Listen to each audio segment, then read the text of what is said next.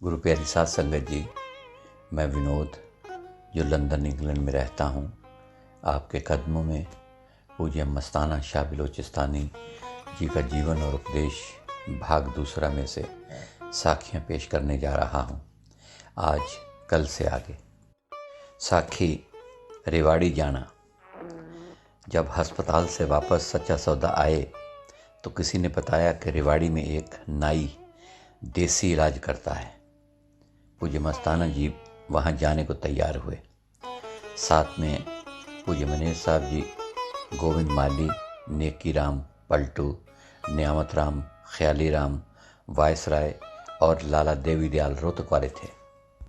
पूज्य मस्ताना जी को डेरे से चारपाई पर स्टेशन पर ले गए। प्रथम श्रेणी का डिब्बा रिजर्व कराया गया और उसमें लिटा दिए गए। 10 जुलाई को दिन के 2 बजे हम रेवाड़ी पहुंचे। वहाँ कोई भी हमें जानने वाला नहीं था। पहले एक टिकट कलेक्टर मिला जो सिंधी था, उससे बातचीत हुई।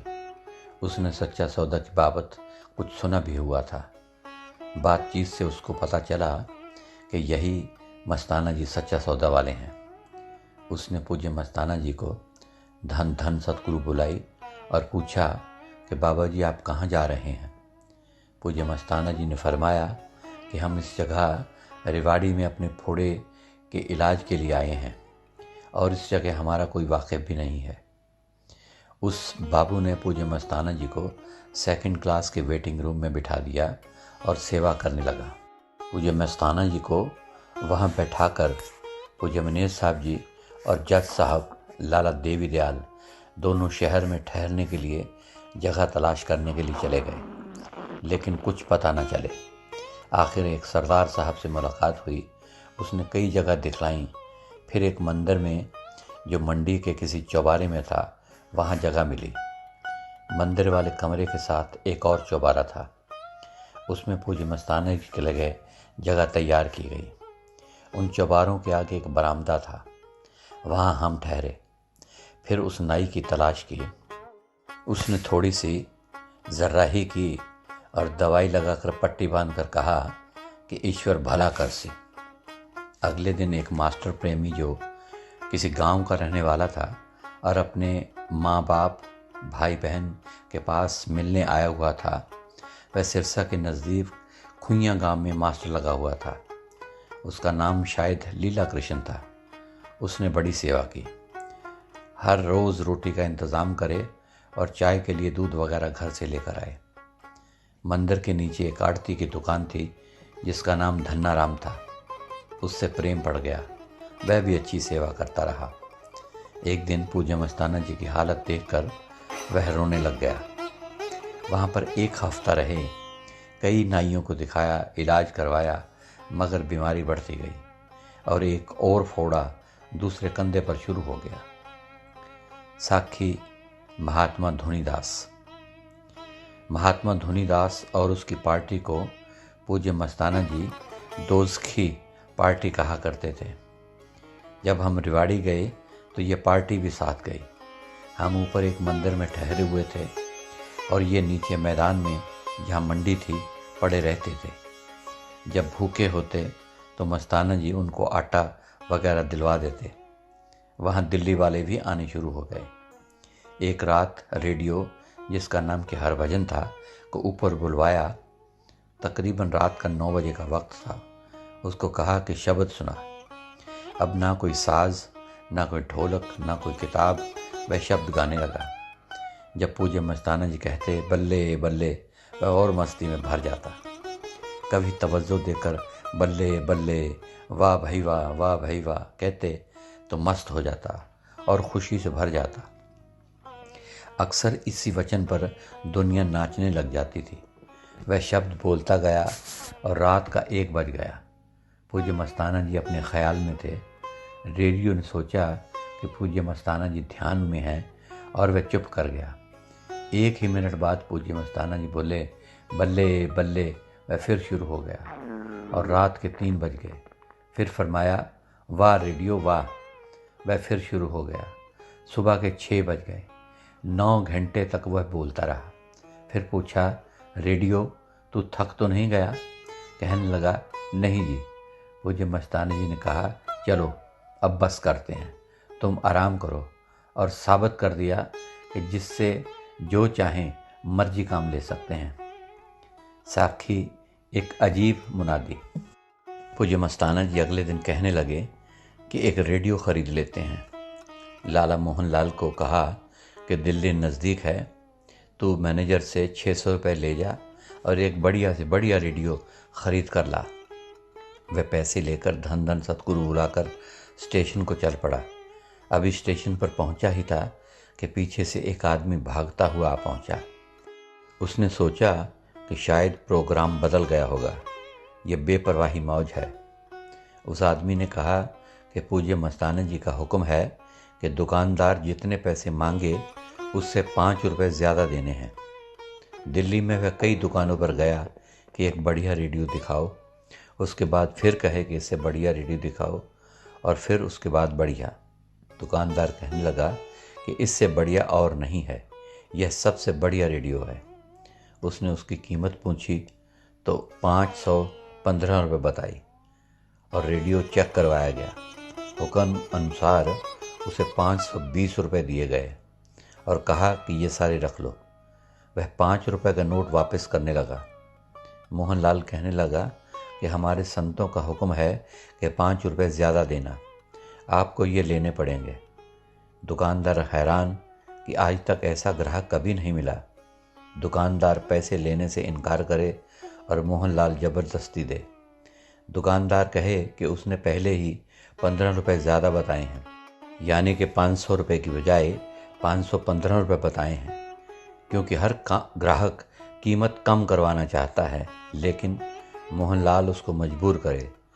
इस झगड़े पर काफ़ी लोग इकट्ठे हो गए। झगड़े का कारण पूछा तो लोगों को बड़ी हैरानी हुई।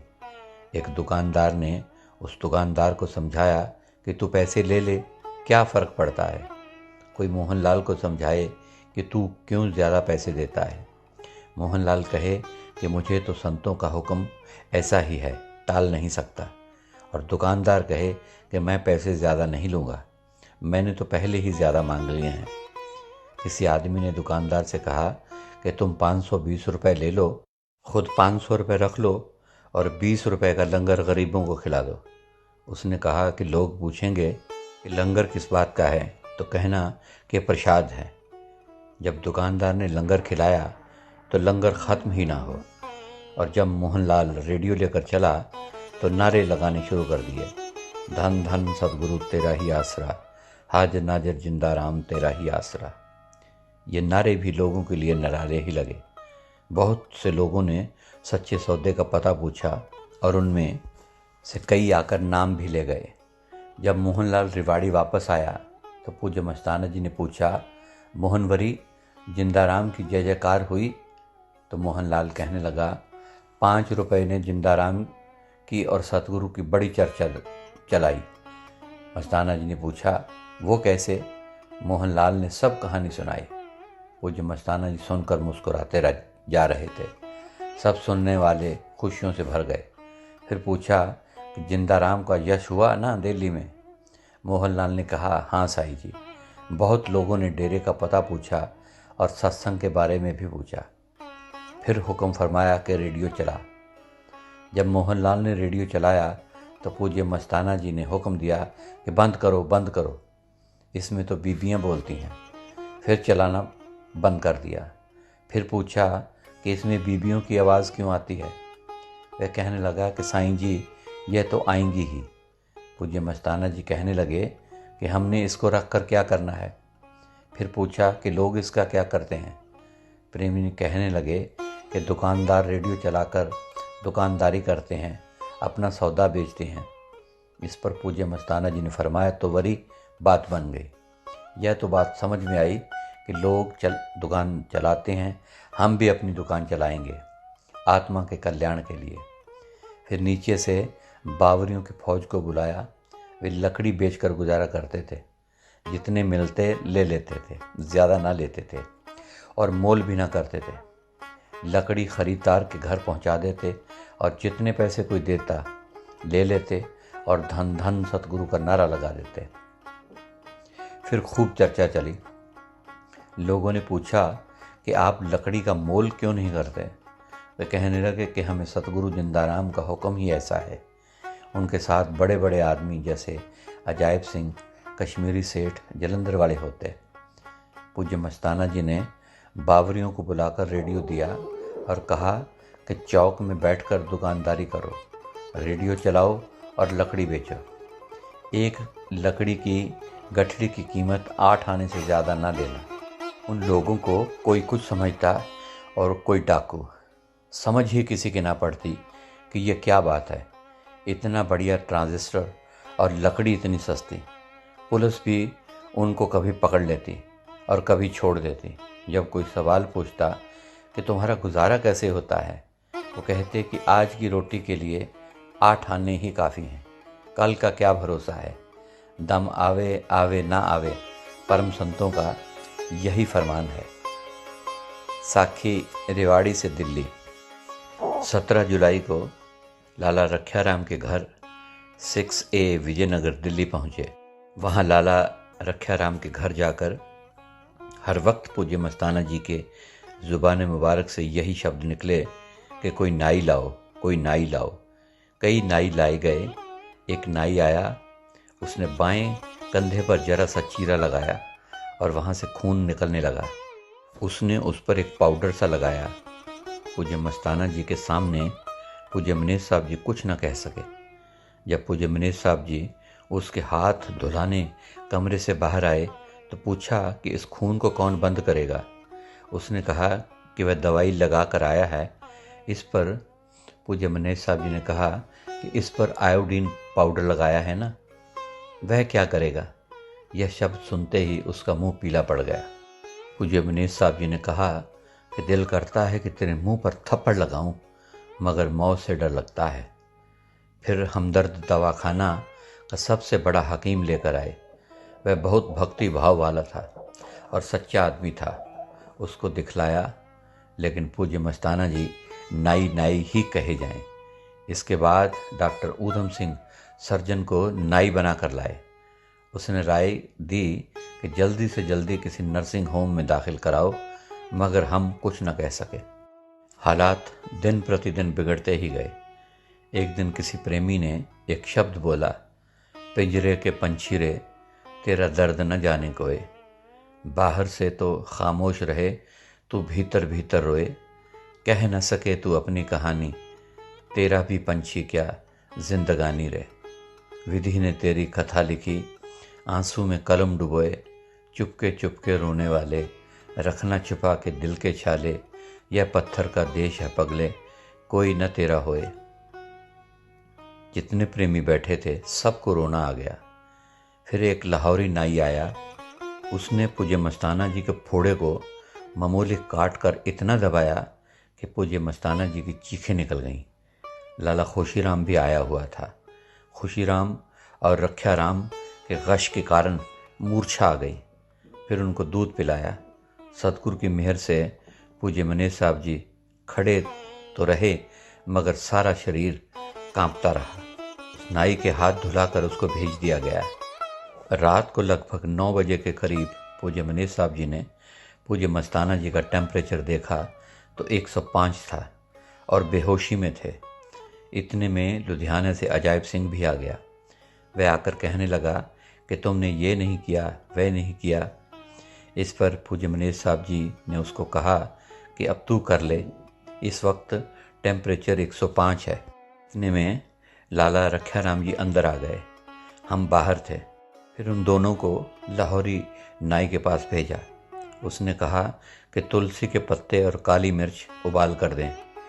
जब उन्होंने आकर बताया तो अजायब सिंह को पूज्य मनीष साहब जी ने कहा कि ले अब कर ले इलाज। उसी रात 2 बजे पूज्य मस्ताना जी को कुछ होश आई और पूज्य मनीष साहब जी को कहा कि चाय बना। पूज्य मनीष साहब जी ने चाय बनाकर पिलाई।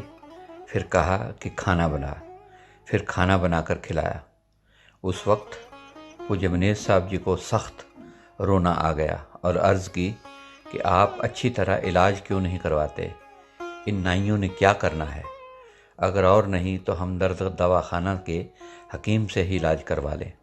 इस पर वे मान गए। सुबह कुछ हल्की सी बारिश हो रही थी। पूज्य मनेज साहब जी और लाला रखियाराम को साथ लेकर हकीम साहब के पास गए। उसको सारा हाल बताया। उसने कहा कि फ़ौरन किसी सर्जन के पास ले जाओ। हमने कहा कि वे हमारी बात नहीं मानेंगे, आप हमारे साथ चलें। उसने कहा कि वह चिट्ठी लिख देता है। हमने कहा कि वे तो कहेंगे कि चिट्ठी तुमने खुद ही लिखी है। इस पर उसने कहा कि आप मेरी तरफ से कह दें, अगर ना माने तो मुझे टेलीफ़ोन कर दें, मैं खुद आ जाऊंगा। हमने पूज्य मस्ताना जी को हकीम साहब का संदेश दे दिया और वे तैयार हो गए। दीवान चंद अवाल नर्सिंग होम, 2 जैन मंदिर लेन, नई दिल्ली में हमने एक चौबारा जो तीसरी मंजिल पर था पहले ही देख रखा था। उसी वक्त जीप किराए पर ली और नर्सिंग होम पहुंच गए। यह 5 अगस्त 1958 सुबह की बात है। फिर ऊधम सिंह सर्जन को बुलवाया। उसने बड़े टेस्ट करवाए और दवाई शुरू कर दी।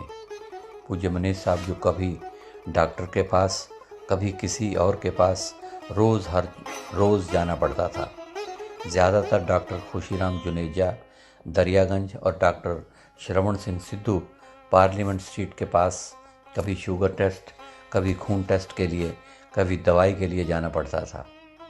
पूज्य मनेज साहब जी के गैर हाजिरी में पूज्य मस्ताना जी जो कुछ मांगते प्रेमी दे देते। इससे उनकी तबीयत फिर ख़राब हो जाती। नर्सिंग होम का अपना भी डॉक्टर था, मगर इंजेक्शन का काम अक्सर बीबियाँ यानी कि नर्सें ही करती थी। पूज्य मस्ताना जी बीबियों को नज़दीक नहीं फटकने देते थे, इसलिए इंजेक्शन लगाने का काम पूज्य मनेज साहब जी को ही करना पड़ता था। ज़ख़म की सफाई के लिए नर्सिंग होम के डॉक्टर की सहायता लेनी पड़ती थी। साथ वाले प्रेमी भी जब कोई बीमार होता उनके भी पूज्य मनेज साहब जी ही इंजेक्शन लगाते। पूज्य मस्ताना जी को पेशाब बार बार आता था। हर बार पेशाब लेकर दवाई डालकर रखना पड़ता। शाम तक लगभग 10-12 नालियाँ पेशाब की टेस्ट के लिए रखते और हर नाली पर पेशाब करने का समय भी नोट करते। जब सर्जन आता तो उन नलियों को दिखाते। संगत हर रोज़ दर्शनों के लिए आती, मगर पूज्य मनेज साहब जी किसी को न मिलने देते थे, क्योंकि डॉक्टर का हुक्म ही ऐसा था, क्योंकि तकलीफ़ न बढ़ जाए। इस बात पर वे लोग पूज्य मनेज साहब जी से नाराज़ होने लगे। एक दिन एक बूढ़ा बावरी फ़कीरिया पाइप के सहारे ऊपर चढ़ गया। पूज्य मनेज साहब जी उस समय अंदर आराम कर रहे थे। दरवाज़ा खुला था, मगर पूज्य मस्ताना जी बाहर थे। जब वह छत की जाली से कूदने लगा तो पूज्य मनेज साहब जी को जाग आ गई और झट से उसको पकड़ लिया और नीचे उतार दिया। जैसा कि पहले अर्ज़ की जा चुकी है कि ज़ख़म की सफाई के मौके पर नर्सिंग होम के डॉक्टर को बुलाना पड़ता था। अब दोनों कंधों पर ज़ख़म थे और टांग पर ज़ख़म अलग था। दोनों कंधों के ज़ख़मों की सफाई तो बाहर से हो जाती थी, मगर उनके बीच एक नस थी जिसके अंदर मैल भरी रहती थी। उसका कोई इलाज न सूझता था। सतगुरु की मेहर से पूज्य मनेज साहब जी ने डॉक्टर को कहा कि एक बारीक सुई लेकर इस नस में डाली जाए और दवाई डालकर साफ़ की जाए। आँखें ऐसे ही किया गया, वह भी साफ़ होने लगी। इससे बहुत फ़ायदा हुआ। सर्जन बड़ा ही नेक आदमी था। उसकी अपनी जगह की फ़ीस 16 रुपये थी और किसी दूसरी जगह जाकर देखने की फ़ीस 32 रुपये लिया करता था, मगर हमसे केवल 16 रुपये ही लेता था। कई बार तो उसके कई चक्कर लग जाते थे। एक बार उसने पूज्य मनेज साहब जी से पूछ लिया कि फ़ीस देने में कोई तकलीफ़ तो नहीं, अगर है तो फ़ीस लेना कम कर दूँ या बंद कर दूँ। इस पर पूज्य मनेज साहब जी ने कहा कि आप इस बात की फ़िक्र न करें, आप इलाज करते जाएं। अस्पताल में हम 32 दिन रहे। उस कमरे का किराया 11 रुपये प्रतिदिन का था। 6 सितंबर को हमने सब हिसाब करके डेरे जाने की तैयारी कर ली। रात के 2 बजे गाड़ी किराए पर लेकर चल पड़े। अभी इलाज में कुछ कमी थी और सब दिल्ली वाले नाराज़ हो रहे थे, मगर पूज्य मस्ताना जी के हुक्म को कौन टाल सकता था। साखी मैनेजर की औरत कित्थे मरदी है। पूज्य मनीष साहब जी की एक बहन सुरजीत कौर, जो पूज्य मनीष साहब जी से काफ़ी छोटी थी, 15 मई 1958 को चोला छोड़ गई। उसकी मौत का ख़त लाला खुशीराम की मार्फत आया। लाला खुशीराम ने समझा कि पूज्य मनीष साहब जी की औरत चोला छोड़ गई है।